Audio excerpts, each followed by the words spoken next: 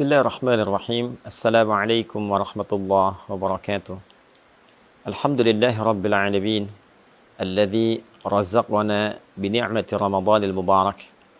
Fanahmaduhu hamdan kamila wa nashkuruhu syukran tamma ala hadhihi an-ni'matil kabira.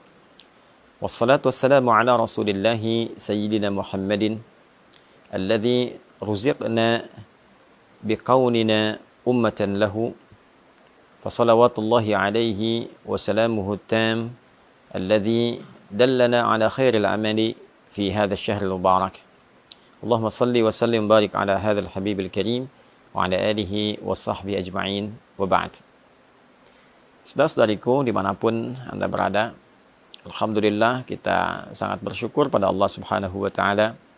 Tahun ini kita kembali diberikan kesempatan untuk mendapati, menemui, dan memaksimalkan potensi kita untuk beribadah di bulan Ramadan yang penuh dengan berkah, penuh dengan limpahan kasih sayang Allah Subhanahu wa taala, yang tidak semua hamba-hamba Allah mendapati kesempatan yang sangat berharga, istimewa, dan membahagiakan ini.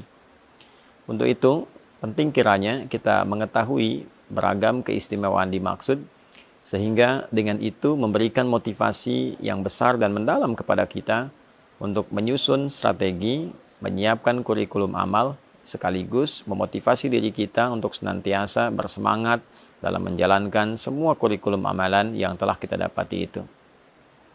Teman-teman, dimanapun Anda berada, di antara keistimewaan Ramadan yang tidak bisa ditandingi, sulit didapati di waktu-waktu lainnya adalah berlimpahnya anugerah Allah Subhanahu wa taala, yang diantara sekian banyak anugerah itu adalah ampunan Allah yang ditebarkan kepada seluruh hamba-hambanya tanpa kecuali dan mencakup semua jenis dan ragam dosa yang pernah dilakukan oleh seorang hamba.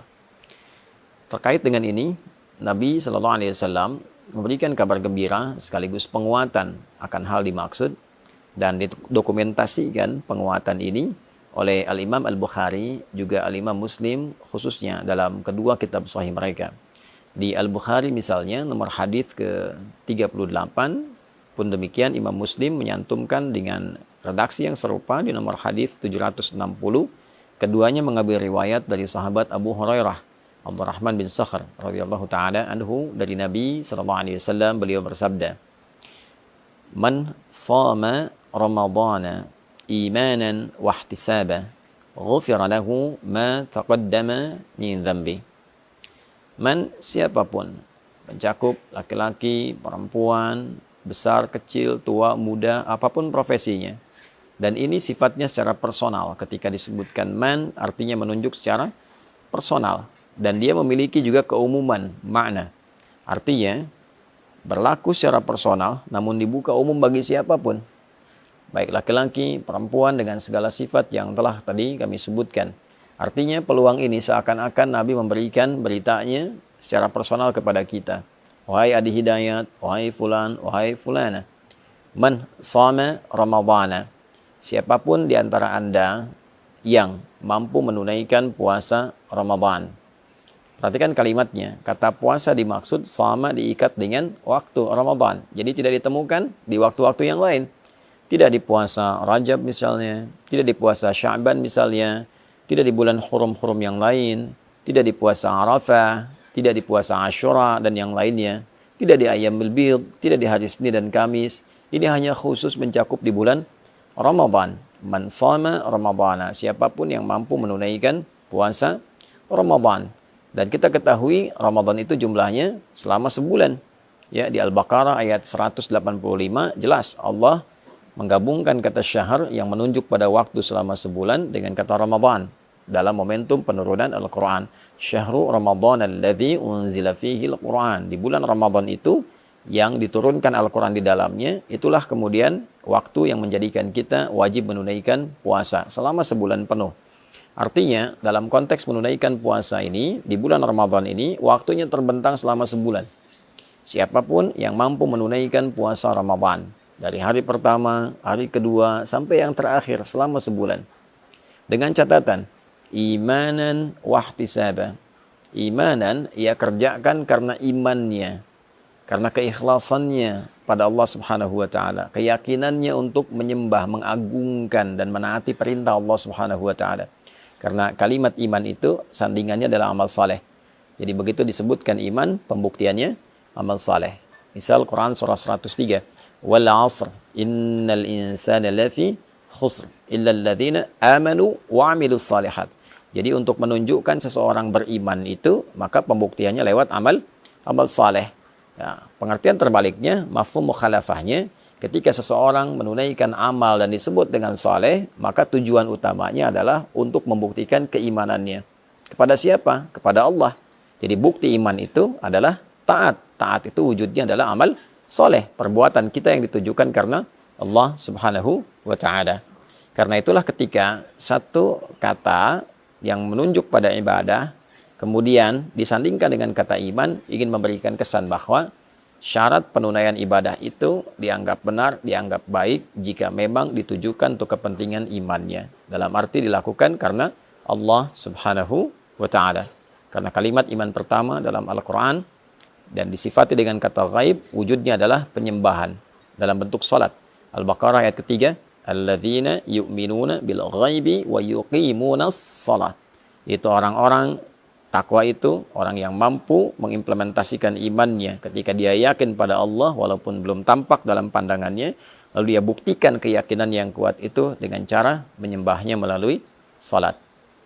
Maka dari itu ketika puasa diikat dengan kata iman, ini ingin memberikan kesan batasan bahwa orang-orang yang akan mendapatkan jaminan keistimewaan di bulan Ramadan ini adalah syarat pertamanya, dia menunaikan puasanya hanya karena Allah, untuk membuktikan keimanannya kepada Allah.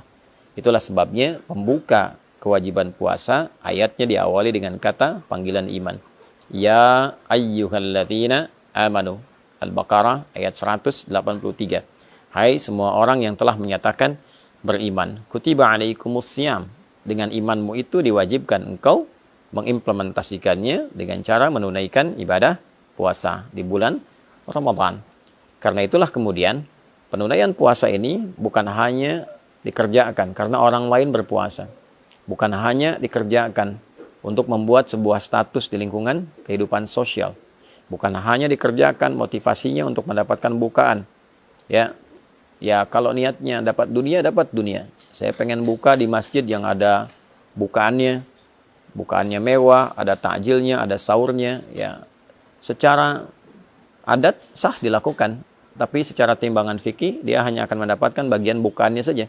Dia dapat makan, dia dapat minuman, tapi potensi keistimewaan yang mungkin dia bisa dapatkan sangat tipis kemudian untuk bisa dia raih. Syarat pertama. Yang kedua, wahtisaba. Ada iringan evaluasi diri. Ada muhasabah di dalamnya. Ada harapan mendapatkan pahala dari Allah Subhanahu wa ta'ala. Jadi yang dia harapkan ridha Allah. Yang dia harapkan adalah Allah senang dengan puasanya.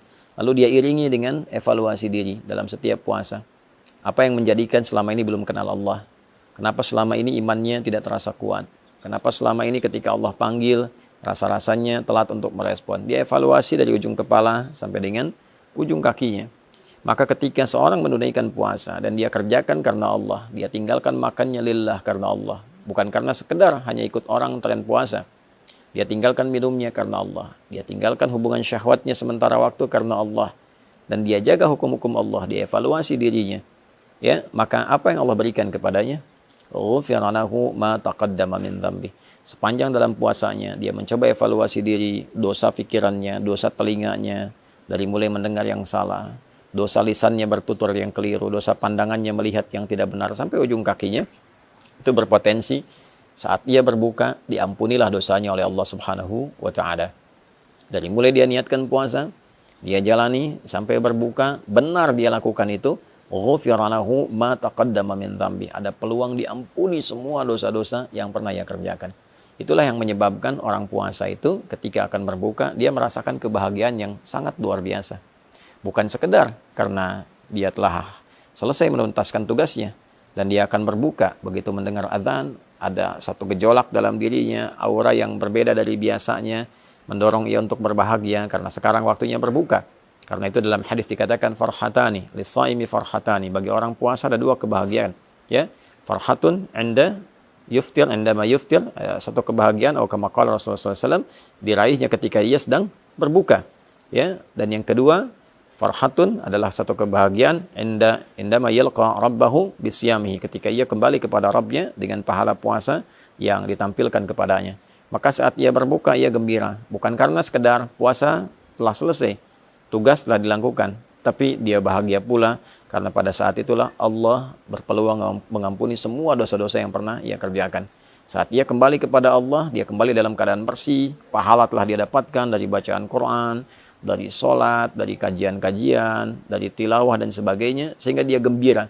Dan disambutlah ia saat kembali itu dengan diperintahkan untuk memasuki pintu khusus dengan pahala puasanya, yaitu pintu Ar-Rayyan. Allah Subhanahu wa taala menyampaikan kepada Nabi untuk memberikan kabar gembira. Inna fil jannati baban yuqalu Ar-Rayyan. Di surga itu ada satu pintu yang disebut dengan Ar-Rayyan. La yadkhuluhu illa as-shaimun. Tidak akan dimasuki oleh hamba manapun kecuali ahli puasa.